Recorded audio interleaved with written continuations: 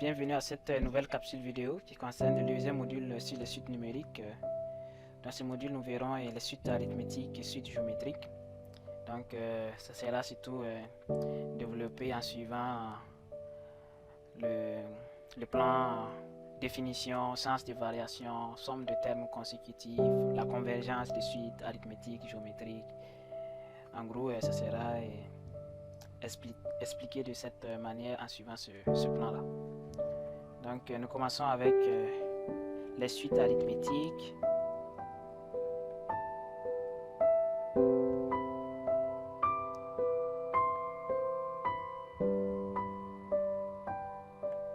Petite 1, définition.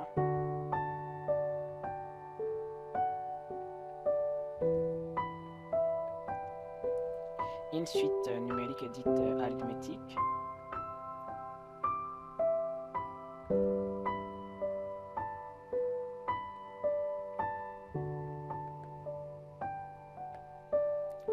Lorsqu'il existe un nombre réel petit r appelé raison. Petit r est appelé la raison de la suite. Appelé raison tel que pour tout n élément des entiers naturels, on a que un plus 1 est égal à un plus r. Et ça, par exemple, on peut, par exemple, si i0 est égal à 1 et u1 est égal à 3, u2 est égal à 5, u3 est égal à 7, u4 est égal à 9, ainsi de suite, ainsi de suite. Si on vous dit d'établir les liens entre u0, u1, u2, u3, vous verrez que entre u1 et u2, la différence est de 2. Entre u1 et u2, la différence est de 2 aussi. Entre u3 et u2, la différence est de 2, ainsi de suite, ainsi de suite. Donc la raison ici c'est 2. Parce qu'on a c'est comme si c'était u1 est égal à u0 plus 2. u2 est égal à u1 plus 2. u3 est égal à u2 plus 2. Ainsi de suite, ainsi de suite. Parce qu'ici on a u1 ça fait 1 plus 2. Ça va donner 3. Et ici ça fait 3 plus 2, ce qui donne 5. Et enfin ici on a 5 plus 2, ce qui donne 7. Ainsi de suite, ainsi de suite. Donc ici, 2, r égale à 2, r ici, la raison c'est 2. Donc c'est une suite arithmétique. Maintenant, quelle est la formule explicite? La formule explicite d'une suite arithmétique est, ça veut dire c'est comme si c'est la formule générale, quoi. La formule générale de la suite. On a un est égal à up plus n moins p multiplié par la raison. Ça c'est vraiment la formule générale d'une suite arithmétique. Ok. Maintenant nous verrons comment calculer un en fonction de n.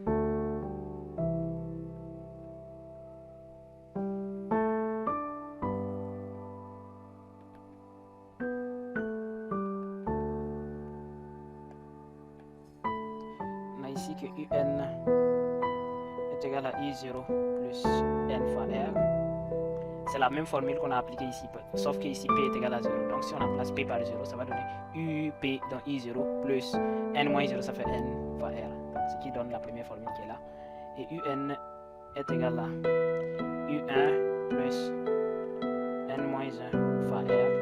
C'est la même chose, c'est la même application. On remplace ici p par 1, donc on aura ici u1 plus n moins 1 fois ur. Et la formule générale, on la retrouve, ça fait up plus n moins p fois r. C'est la formule générale. Et c'est la même formule qui est là. Formule générale. Ok, là, nous passons au deuxième point, petit 2. Calcul des sommes des entiers consécutifs. Somme des termes consécutifs d'une suite arithmétique. Consécutif. Consécutif ici, pour dire des suites qui se suivent forcément.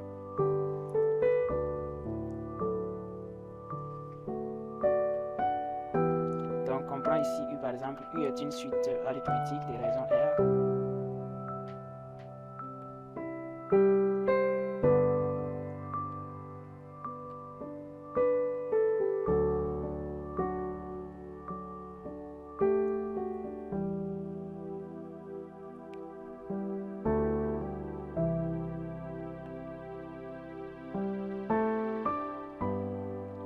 Tout n, élément de grand N, on a que U1 plus U2 plus U3 plus point plus UN est égal à N multiplié par le premier terme U1 plus le dernier terme UN divisé par 2. Donc, c'est ça. Maintenant, si on va faire en termes de général, la formule générale ici, ça sera on a UP plus UP plus 1 plus point plus UN. Et là ici on aura que la somme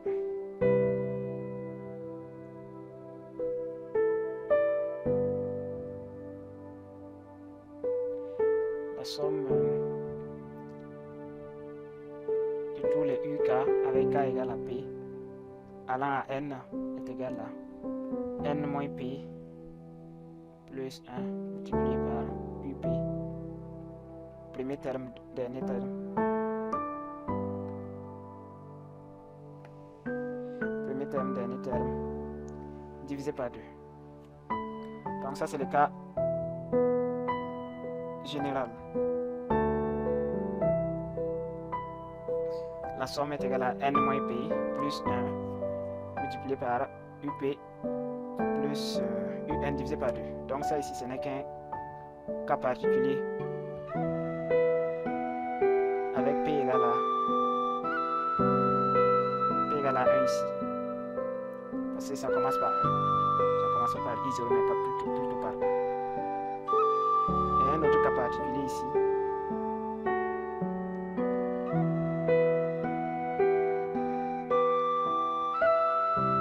Si on a la somme de 1 plus 2 plus ainsi de suite plus N est égal à N facteur de N plus 1 et tout divisé par 2.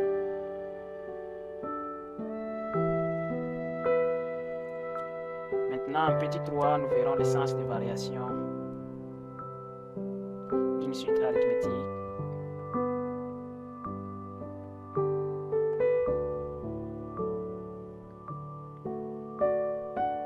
On sait que pour une suite arithmétique, UN plus 1 égale à UN plus R, ce qui implique que UN plus 1 moins UN égale à R. Donc ça c'est quelque chose que l'on sait. Maintenant pour savoir ici l'essence des variations, si R est inférieur à 0, cela implique que UN est strictement décroissant.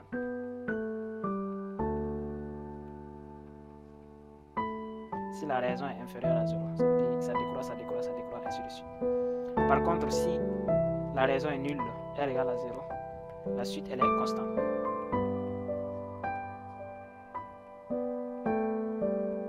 Et enfin, si la raison est positive, donc si R est supérieur à 0, la suite elle est strictement croissante.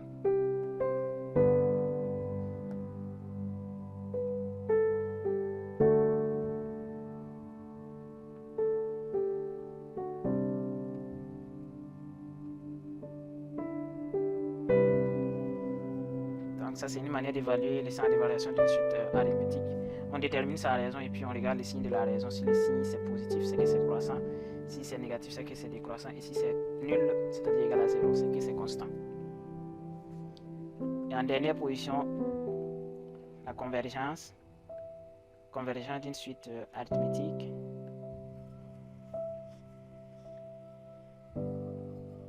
Donc soit UN une suite arithmétique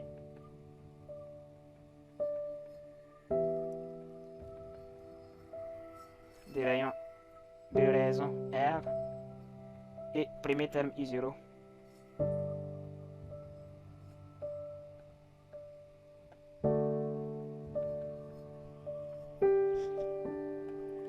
on sait que UN en général est égal à UP plus N moins P multiplié par R. C'est la formule générale de UN. Par conséquent, si R est inférieur à 0, la suite UN diverge vers moins l'infini. Et si R égale à 0, la suite converge vers I0.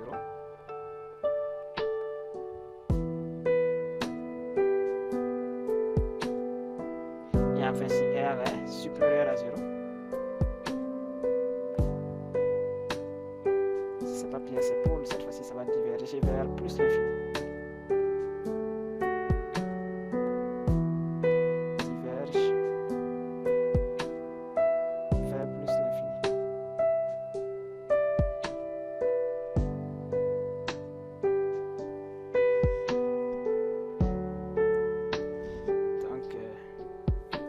Ça, c'est toujours en se basant sur la raison R qu'on détermine le centre de variation et puis la convergence d'une suite arithmétique.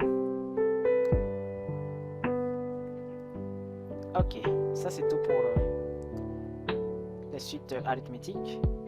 Maintenant, nous allons voir les suites géométriques.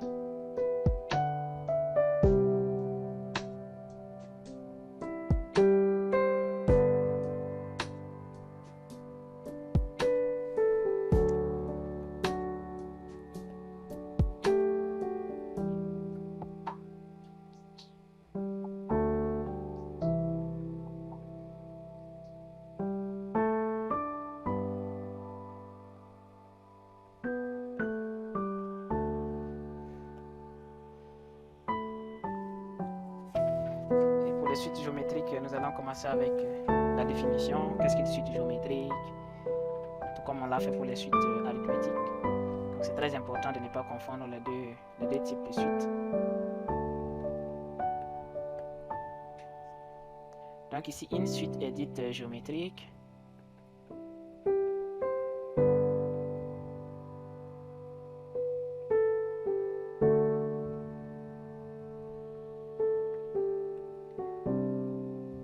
lorsqu'il existe un nombre réel. Cette fois-ci, c'est pas R mais plutôt Q.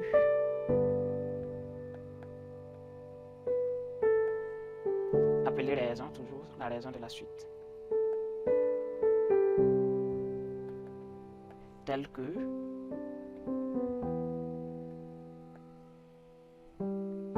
UN plus 1 est égal à Q fois UN.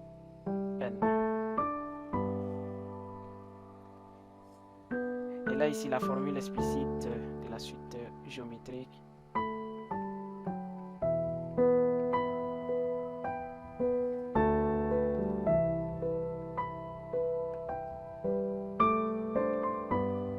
Formule explicite. Ici, nous allons considérer la suite VN. On a VN est égal à VP multiplié par Q puissance N moins P. Ça, c'est la formule explicite. On voit ici le calcul de Vn en fonction de N.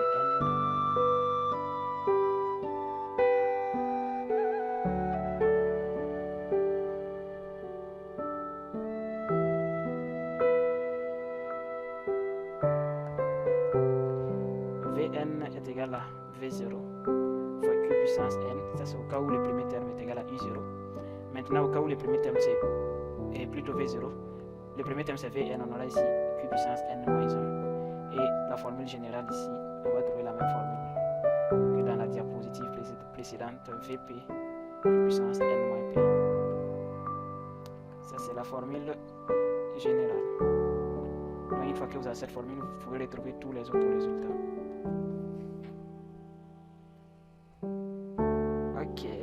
Donc ça définit la suite géométrique. Ici, la différence entre les deux ici, la suite géométrique, on a un produit. Par contre, au nom de la suite arithmétique, on a une addition, une somme. Donc c'est tout ça qu'il faut bien distinguer pour savoir différencier entre les suites arithmétiques et les suites géométriques.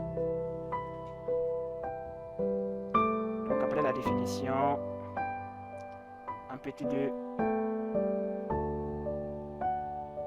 voyons la somme des termes consécutifs.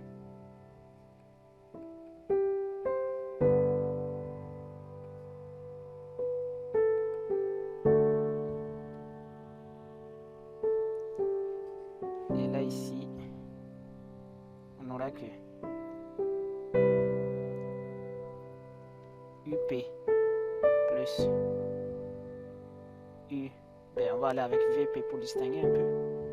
Ben, c'est la même chose, c'est un choix, c'est juste pour distinguer les noms. Ici, VP plus VPN, VP plus 1 plus point de suspension plus VN est égal à la somme de VK, K allant de P à N, qui est égal à le premier terme VP multiplié par 1 moins Q puissance N moins P plus 1, le tout divisé par 1 moins Q. Donc ça ici c'est la formule générale.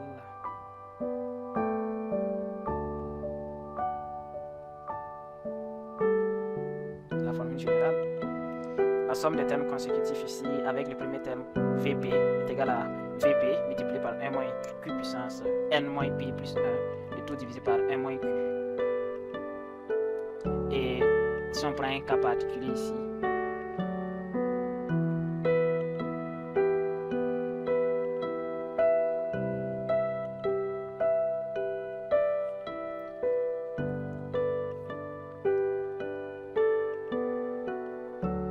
on a que 1 plus Q au carré plus point de suspension plus Q puissance N est égal à la somme de K égale à 0 à N Q K qui est égal à 1 moins Q puissance N plus 1 divisé par 1 moins Q. Donc ça c'est un cas particulier. Donc ceci met fin à la partie somme des termes consécutifs. Là maintenant nous verrons le sens des variations des suites géométriques. Sens des variations. Donc comment savoir avec une suite géométrique si elle est croissante, décroissante ou constante.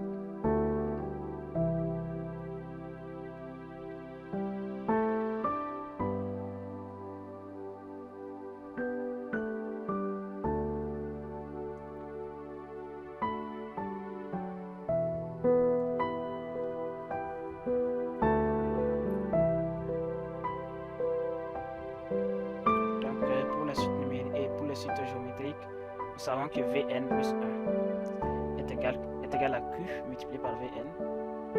Et on sait également que Vn est égal à Q puissance n fois V0. Et que Vn plus 1 moins Vn c'est égal à Q puissance n facteur de Q moins 1 multiplié par V0. Donc ça c'est des formules tirées directement avec la définition d'une suite géométrique. Et c'est ça qui va nous permettre de déterminer le sens des variations d'une suite géométrique. Donc la première condition ici, si le premier terme, c'est-à-dire V0, est négatif, inférieur à 0, et que la raison aussi est négative, Q inférieur à 0, alors la suite V n'est pas monotone.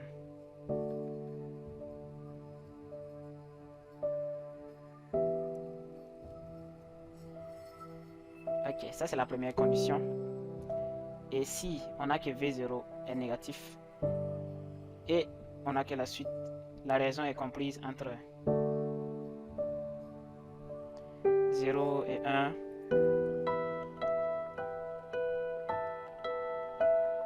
alors ici Vn est strictement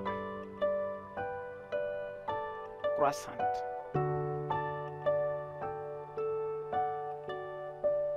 La suite est strictement croissante. Si on a que V0 est négatif et puis la raison est comprise entre 0 et 1. Par contre, si V0 est toujours négative si V0 est égal à 0, inférieur à 0 plutôt, et que la suite, la raison de la suite elle est supérieure à 1, alors Vn est strictement décroissant.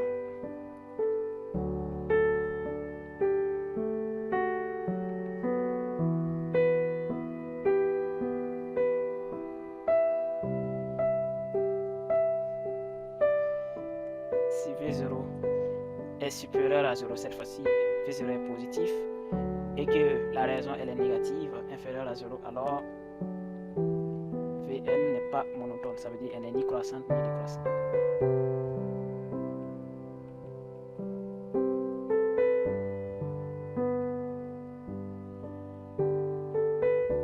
Et l'autre condition ici, si on a toujours que V0 est positif et que la raison elle est comprise entre 0 et 1, alors cette fois-ci la suite Vn est strictement décroissante. Ici il y a pas mal de conditions à toujours bien respecter pour savoir vraiment le sens de variation d'une suite géométrique. On a plus de 6 conditions. Et la dernière condition ici, si V0 est positif et que Q il est supérieur à 1, alors la suite elle est strictement croissante.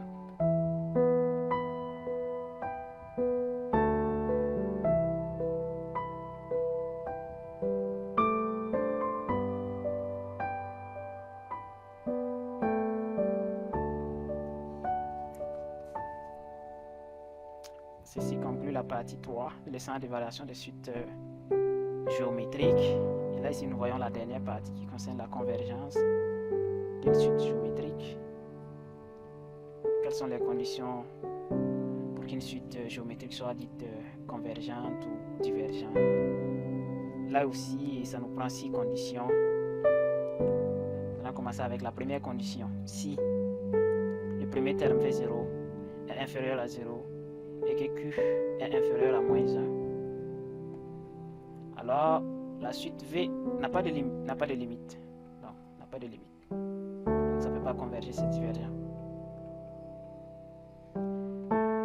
Par contre, si V0 toujours négatif et que la suite elle est comprise, la raison de la suite elle est comprise entre moins 1 et 1, alors cette fois-ci la suite V converge vers 0.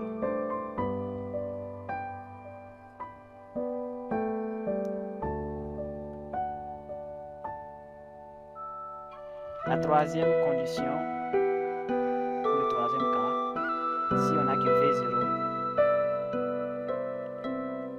est inférieur à 0 et que la raison elle-même elle est supérieure à 1, alors V diverge vers moins l'infini.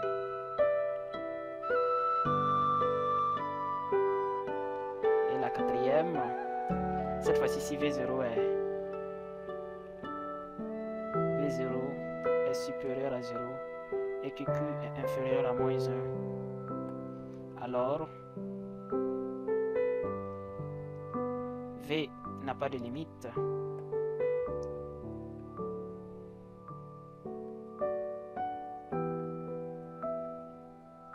Par contre, si le premier terme toujours V0 est positif et que la raison est comprise entre 1, moins 1 et 1, alors la suite converge vers 0.